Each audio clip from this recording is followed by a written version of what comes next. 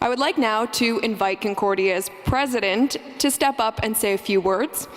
As a leader of our campaign for Concordia, he introduced our university's 9 strategic directions to help guide our vision as Canada's next generation university. Please join me in welcoming Alan Shepard.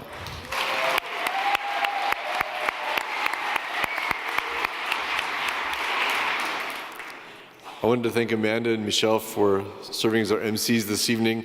And if you'll notice, we've stacked the place with Concordia graduates coming up to talk to you because the quality, the authenticity, the sheer power of their brains, it's pretty impressive. You can go right back to the roots of Concordia and you can find a preoccupation with caring for other people, or caring for civil society and working together. And I think about how there are graduates in this room who are graduates of Loyola this evening and graduates of Sir George this evening. And I was saying to some Sir George graduates at the cocktail hour, there was some kind of a secret sauce going on in that place. I don't know what it was, but I have met many Sir George graduates who've gone on to really distinctive careers. They had a kind of tenacity and realism about them that's really admirable. So from that kind of grassroots preoccupation with civil society, the university is rising and rising in the world recognition of the quality of what's going on here, the quality of the research, the teaching, the engagement with the community. And I'll just give you one example, which we pay a lot of attention to rankings, and when we do well, we say that's great, and when we don't do well, we say, oh, they don't matter so much. There's one called the QS rankings. They're one of the leading rankings in the world. And they recently declared Concordia to be, in North America, the second in North America and first in Canada for universities that are less than 50 years old. This is for the 3rd consecutive year. Eventually,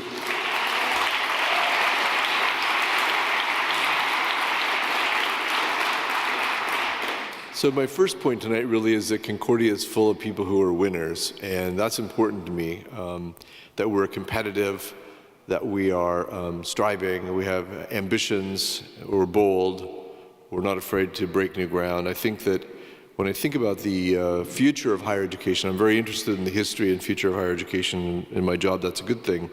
When I think about the future of it, I think that the future will be for institutions very much like Concordia, focused on the big problems of the day, urban, incredibly diverse and strong, and not afraid to take risks, which not all universities are like that. The second thing I wanted to talk about was some of the areas of strength. You've heard a bit already this evening. I wanted to mention some others that are great strengths of the university. We continue to be very strong in the Faculty of Fine Arts. And we're going through a bit of a generational change there in that faculty. We're hiring a lot of new faculty in that area these days. And my mantra to the dean is always, make sure you get people who are awesome, because we have a great reputation, and the last thing you want to do is screw it up. No pressure, just hire the awesome ones. Recently, John Molson was ranked by The Economist as the executive MBA program as #2 in Canada. And in the top 100 worldwide programs for the MBA program in the Financial Times. That's very recent news.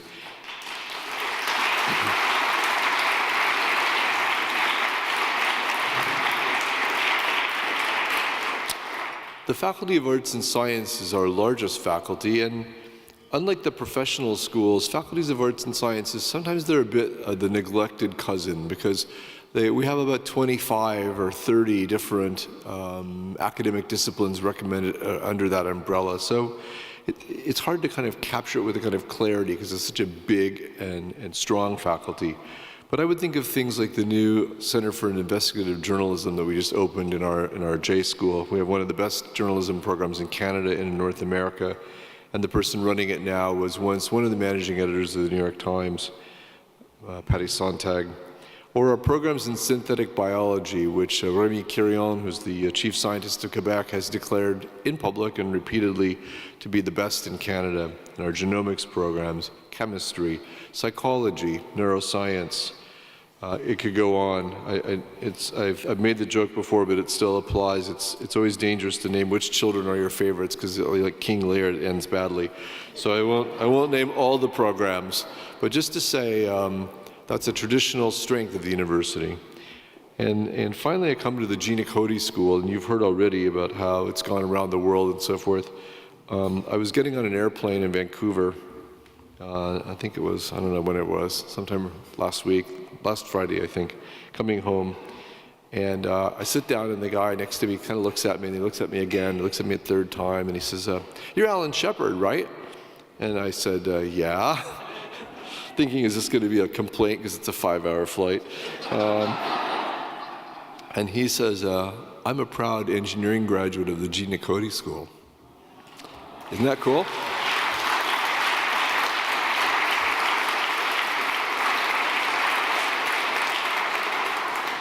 He was also an immigrant to Canada, and he says, "I work for Rio Tinto, and now I want to go to graduate school." And I said, "Oh yeah, where are you going to go?" Rio Tinto? Rio Tinto, here, awesome. And I said, "Where are you going to go?" And he said, "Well, there's this really amazing program in logistics at MIT. Do you think I should try for that?" I said, "Absolutely." I said, "I'll write you a letter. I'll see if you can get you in there." So that's the kind of place that Concordia is. It has always been a place that looked after its students, that cared about people, and also strives for greatness. And that's a good thing.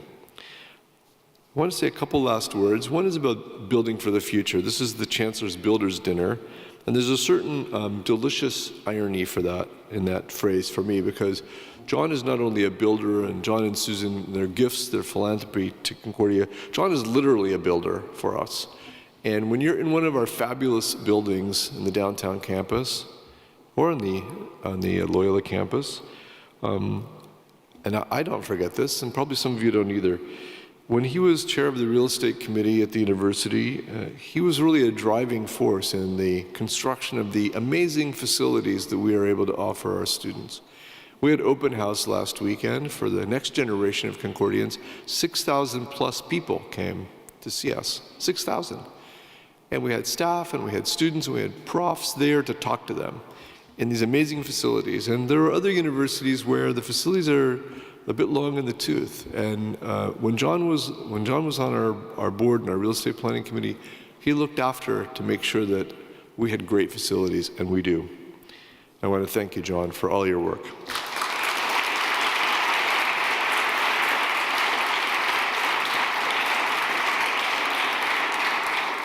At the moment, we're constructing a new science and engineering building on the Loyola campus.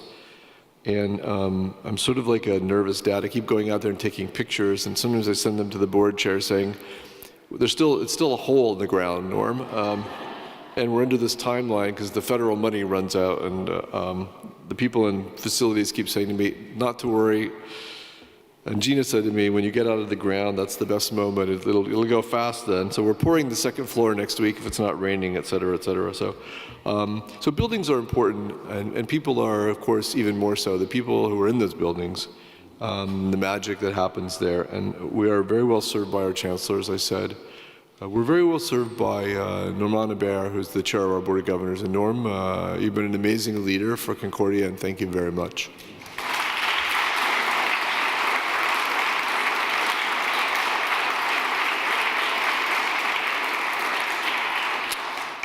I'll just close by thanking all of you in the room. It really is a community effort to make a university a great place.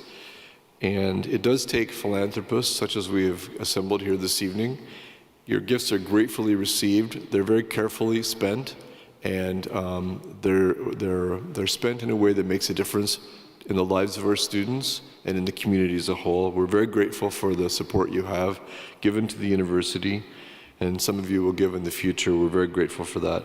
I want to thank my colleagues on the faculty and staff of the university. We're able to hire great people. We keep them. The great people stay. And we're able to attract the most amazing students. You heard some of them this evening, singing and talking about their ideas. And what I would say about our students is they have all of the energy and ambition and pluck that they need to succeed in the world. They come from all over the world, as Lino said.